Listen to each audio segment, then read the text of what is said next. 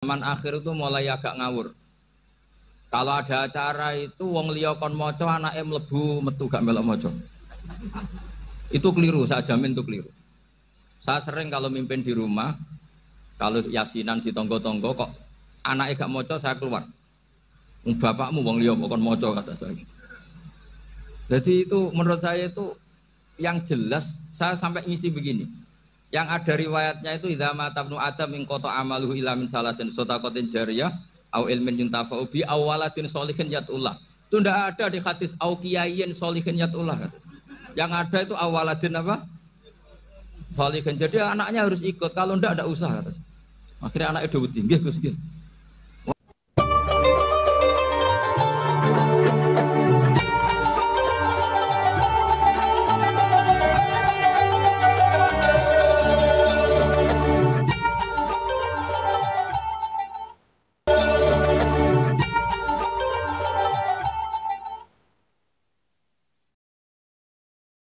Artinya gini loh ya, orang Indonesia yang sering mempraktekkan atakosomadia itu bukan tanpa dalil.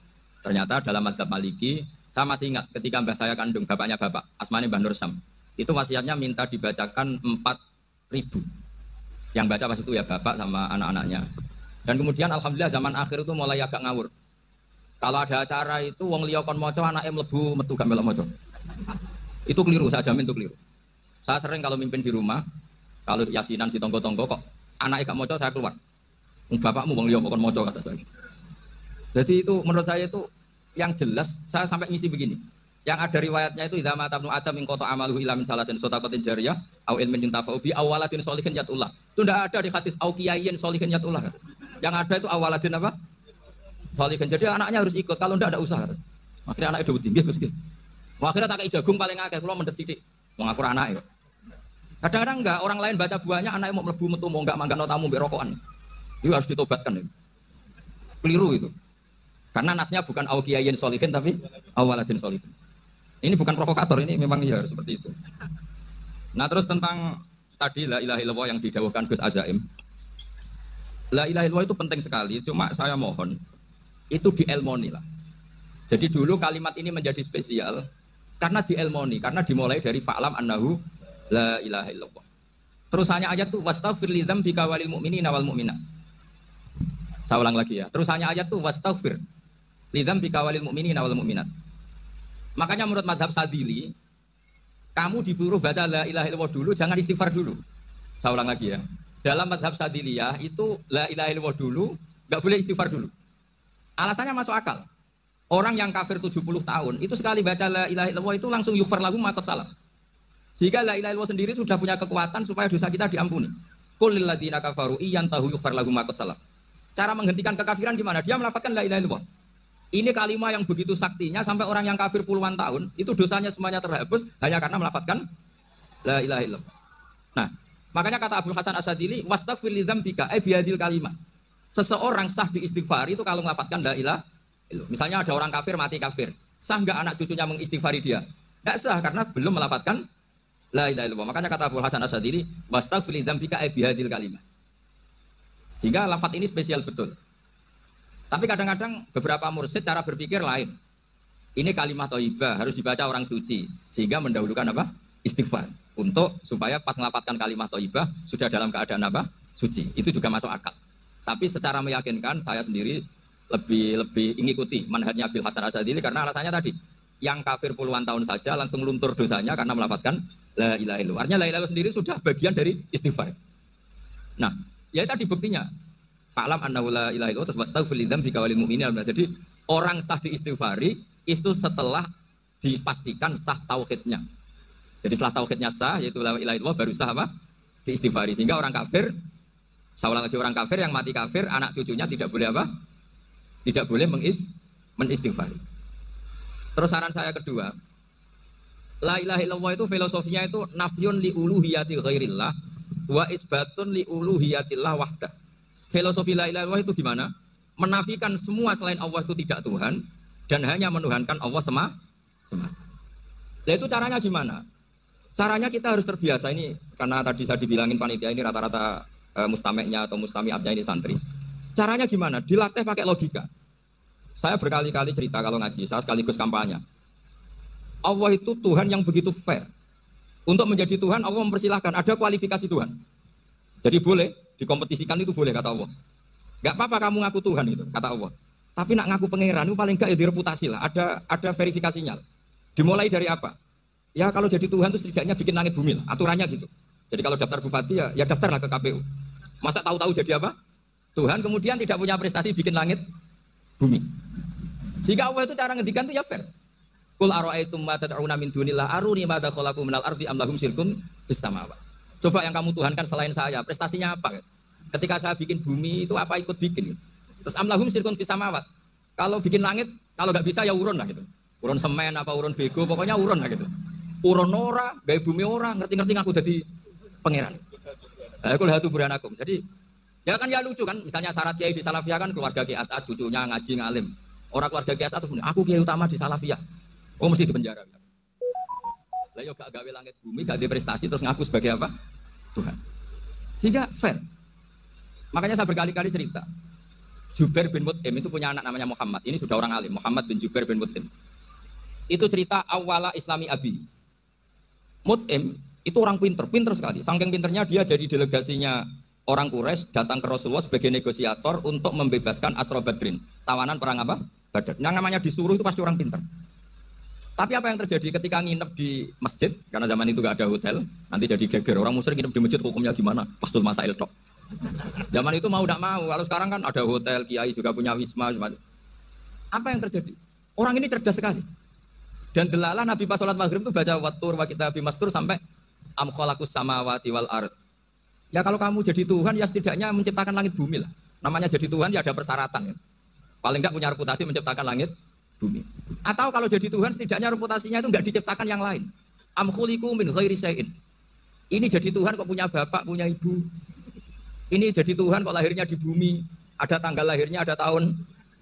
Masa jadi Tuhan kok dulu buminya? Pokoknya walhasil tuh. Akhirnya Nabi ketika salam sholat maghrib, dia datang. Ya Rasulullah, akalku habis oleh ayat yang barusan kau baca. Sudah saya Islam saja. Argumentasi selain Allah Tuhan itu batal. Itu, nah saya mohon santri-santri Salafiyah itu baca Quran sampai seperti itu.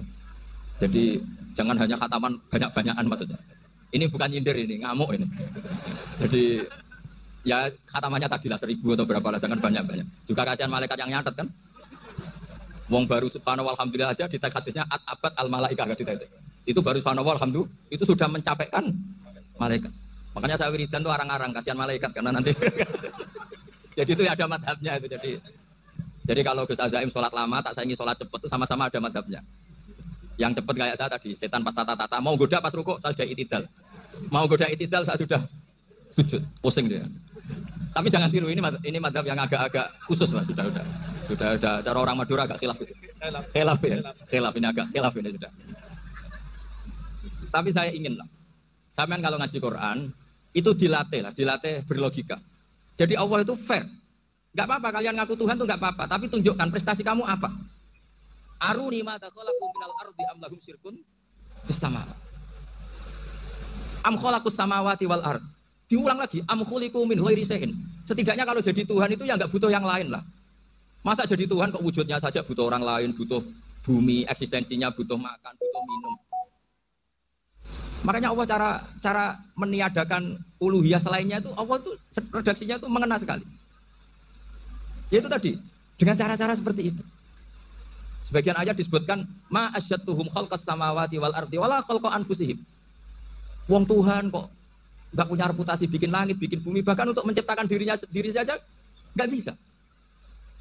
Ya sudahlah kamu enggak usah ngaku Tuhan, enggak level kata Allah gitu. Akhirnya terus ditemukan Tuhan yang sejati, yaitu wal awwal wal akhir wal dhahiru wal batin. Nah, itu yang Mut'im ini tadi termasuk orang yang sangat cerdas sekali. Padahal itu bacanya bukan pas basul masail enggak. Nabi pas sholat maghrib. Juga bukan pas ceramah enggak. Tapi itu didengarkan. Makanya termasuk ini spesial untuk hormat saya kepada Kiai As'ad. Makanya saya ini kalau mentasjik santri-santri, ini agak sensitif, tapi sudah saya tidak perlu takut fitnah. Saya termasuk kenapa saya ingin jadi ahli tafsir, tentu yang membentuk itu Mbah Maimun dan bapak saya. Bapak saya itu hafal Quran kayak hafal Fatihah. Saking senangnya Quran. Mungkin bisa kamu saingi itu. Itu adalah orang kafir itu bisa paham Quran.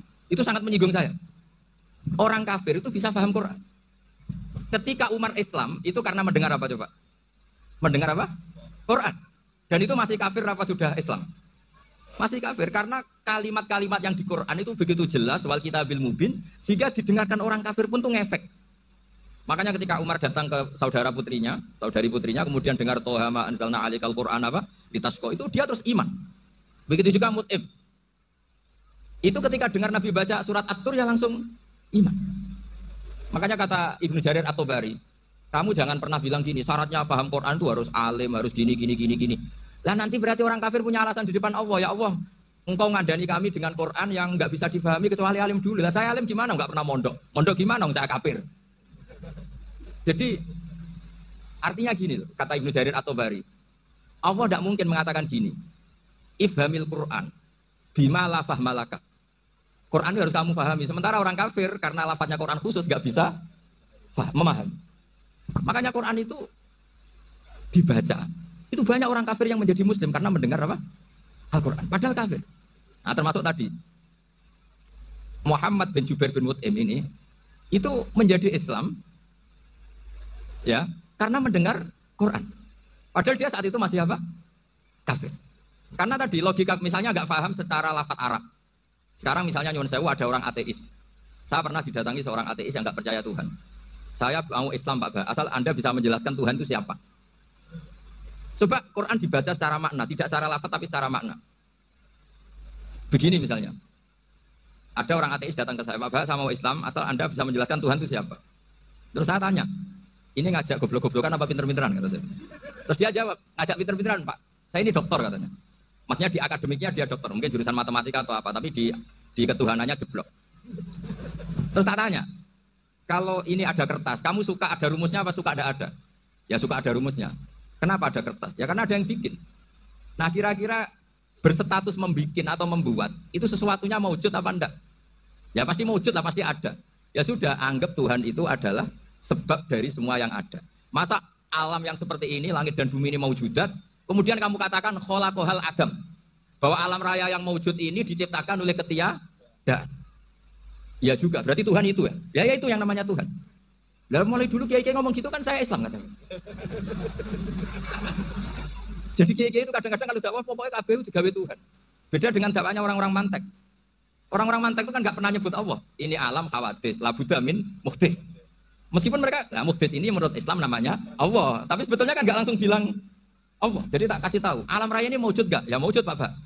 Bisa nggak sesuatu yang nggak ada menjadi faktor wujudnya yang ada? Ya nggak bisa, namanya nggak ada itu nggak bisa jadi faktor. Nah itu hebatnya ulama-ulama kita ketika mengenalkan Allah itu siapa? Zat yang wajibil wujud. Jadi kita ini kalah pinter ulama-ulama dulu. Ya alhamdulillah kalahnya sama ulama dulu. Kalau kalah sama ulama sekarang izin Pak. Jadi ulama dulu sudah pinter. Pasti pertanyaan dasar manusia, hadil maujudat itu man khalaqaha, siapa yang menciptakan? Kalau kamu langsung jawab Allah atau Tuhan, mereka pasti tidak nerima. Ya jawab saja, hadil maujudat mesti khalaqaha maujudun. Nah berhubung maujud ini berstatus pencipta, harus super. Nah super ini oleh ulama disebut wajibul wujud atau musabibul asbab. Yang oleh Islam dinamai Allah. Tapi kita langsung ngomong Allah, mesti aja bingungkan kan bagi yang bingung maksudnya. Ya saya mohonlah, kalimat-kalimat la ilaha illallah itu diamatilah, diresapi sampai seperti penjelasan saya ini. Sehingga punya kualitas ilmu. Karena syaratnya memang fa'lam, harus punya kualitas apa? Ilmu. Ilmu itu apa? Ma'rifatus syai' ala ma huwa alaih. Mengenal sesuatu sesuai detail-detail sifatnya sesuatu itu. Misalnya kalau Allah sudah jadi Tuhan, ya harusnya qabla kulli syai'. Masa Tuhan sama yang dituhani wujudnya dulu yang dituhani. Ditemukanlah sifat awal atau qadim. Makanya benar Gus Azaim tadi kalau sudah bertauhid harus hafal akidah berapa khamsin. Dimulai apa? Wujud. Kenapa harus dikatakan wujud? Karena alam raya ini kadung maujudat. Hadhil alam maujudun. Masa maujudun khalaqahul adam? Masa maujudat khalaqahul adam? Nah itu yang disebut am khuliqu min ghairi syai'in am humul khaliqun. Jadi saya mohon semohon-mohonnya cobalah tradisi-tradisi lihat baru ayat ini dihidupkan lagi sehingga kita baca Quran itu sekaligus menjadi orang yang sangat argumentatif. Karena Quran adalah qul falillahil hujjatul baligh. Dilatih. Jangan bosan dilatih. Makanya kalau saya baca ayat-ayat seperti itu cek fair ya Allah. Fair betul. Enggak apa-apa saya punya pesaing enggak tahu Allah, tapi yang imbang dong. Pas aku gawe langit ya bantulah atau ada langit tandingan lah kira-kira gitu. Kalau saya bikin bumi ya ada bumi. Nah misalnya sekarang orang Cina bikin matahari, materinya dari mana coba? Dari yang sudah ada sekarang kan? Tetap saja gak ikut bikin kan. Tapi kalau Allah bikin langit bumi minal adam minal wujud. Kalau mereka paling rekayasa yang sudah wujud diotak-atik. Nah, harus sampai seperti itu. Sampai kata Gus Azim kul hadu apa? Burhanakum dan. Jadi ini cara-cara kita untuk menguatkan iman. Aruni madza khalaqu minal ardi am lahum syirkun fis samawati. Terus kata Allah, itu nih kita bimin qabli hada au asaratim min ilmin. Kalau kamu enggak setuju teori ini kata Allah, cari kitab suci versi Anda. Aturan jadi Tuhan itu apa? Ya tetap saja semua kitab suci akan mengatakan di mana-mana Tuhan itu pencipta langit dan bumi. Jangan yang lahir di bumi jadi Tuhan. Jangan Lata Uzza jadi Tuhan. Jangan karena sakti jadi Tuhan. Nah ini di sini pentingnya ilmu balaghah, ilmu mantek yang alhamdulillah di pondok-pondok kita masih diajari. Makanya kata mantek, sebetulnya ilmu akal hanya menemukan hadil maujudat khalaqaha maujudun. Nah yang maujud ini siapa? Ya wajibul wujud. Nah kemudian Islam menamai ini Allah Subhanahu wa taala. Makanya ulama dulu tuh kalau ngedikan Allah itu siapa? Zat sing wajibul wujud. Itu filosofinya luar biasa. Makan es krim pakai minyak sama garam. Hari ini aku mau coba buat. Karena dengan seperti ini bisa menafikan teori ateisme bahwa alam raya ini diciptakan oleh ketiadaan. Makanya saya bilang tadi ngajak goblok-goblokan apa pinter-pinteran itu. Lah nek ngajak goblok-goblokan yang ini hadhil maujudat khalaqahal adam. Terus kita goblok bareng. Loh iya kan barang maujud diciptakan yang tidak maujud. Wong ora wujud kok mempengaruhi sing wujud. Ya mongko nak goblok bareng kata. Akhirnya kok saya ini dokter masa kamu ajak goblok. Ya sudah pinter saja kata saya. Alhamdulillah karena debat kecil ini dia menjadi nyaman lagi dengan apa? Islam. Memang saya tentu nggak bisa disalahkan doktoralnya karena di ilmu yang selain apa? Teologi gitu. Tapi kan polanya dia pasti pinter. Makanya ini sekaligus mengingatkan anak-anak lah. Kecakapan menjelaskan itu harus dilatih. Karena di antara kelebihannya Quran itu wal kitabil apa? Mubin. Yaitu kitab yang punya kemampuan menjelaskan. Ini yang terakhir saya beri contoh. Terakhir ini penjelasan Quran.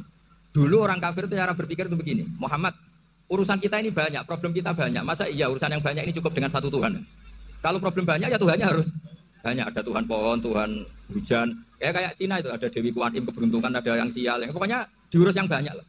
Maka mereka bilang aja'alal alihata ilaha wahida innaha adalah syai'un ujab. Ini aneh urusan banyak kok Tuhannya satu ini aneh lah. Tapi Nabi secara sabar dan yang diomongnya orang kafir. Tidak anak Mahatali, orang kafir. Jadi nanti kalau anak Mahatali gak paham Quran kebangetan orang kafir saja paham.